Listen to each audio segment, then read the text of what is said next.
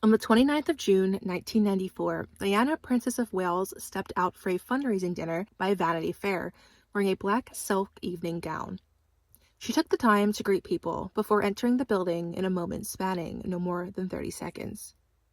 That same day, the then Prince Charles admitted in a televised broadcast of Charles, the private man, the public role, that he had been faithful until it became irretrievably broken down, us having both tried. And so, the short moment before the cameras became more than just a normal appearance for Diana. It became a statement of revenge through fashion. Welcome back to Look and Lore. Today's episode is all about the iconic revenge dress. If you want more content like this, make sure you like, comment, subscribe, and turn on post notifications. You see, Diana had initially rejected the invitation to the dinner, but it was after Charles' admission to infidelity on national TV that she accepted, finally bringing out the dress that had been in her collection for 3 years. The press referred to the dress as the arguably most popular revenge dress, but also the I'll show you dress and vengeance dress, among other names. She had been separated since 1992, so not officially divorced, but Diana still undertook royal work and still represented the royal family, arguably being one of its most popular members when it came to royal watchers and the press.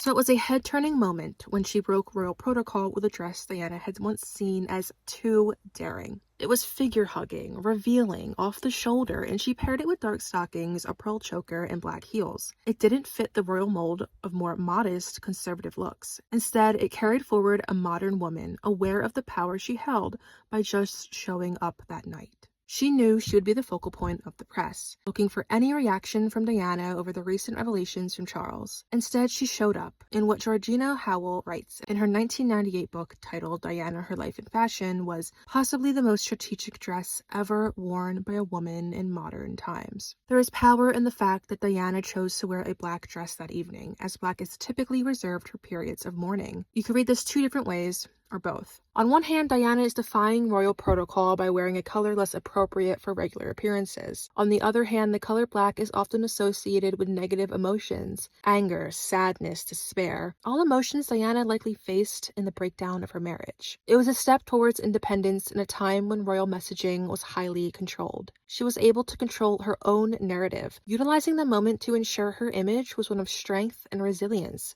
not weak nor broken. But it wasn't without doubts. According to her butler in a 2003 memoir of royal duty, Paul Burrell wrote that, she said, "I can't go.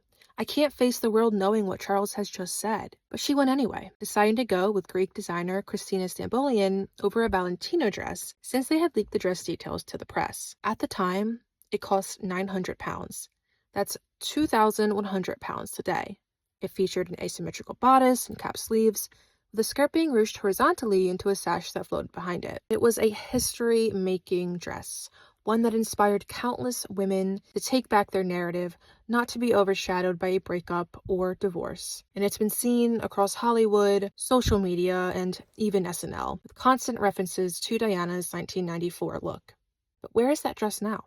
It was purchased in 1997 at a charity auction for £39,098, 2 months before Diana died in a tragic car accident in Paris. Since then, it has remained in a bank vault, occasionally brought out for charity events, although there are some unsure if its original buyers still own the dress. If you like this episode, make sure you like, comment, and subscribe for more. If there's a royal look you'd like me to cover next, drop it in the comments below. Thanks for watching.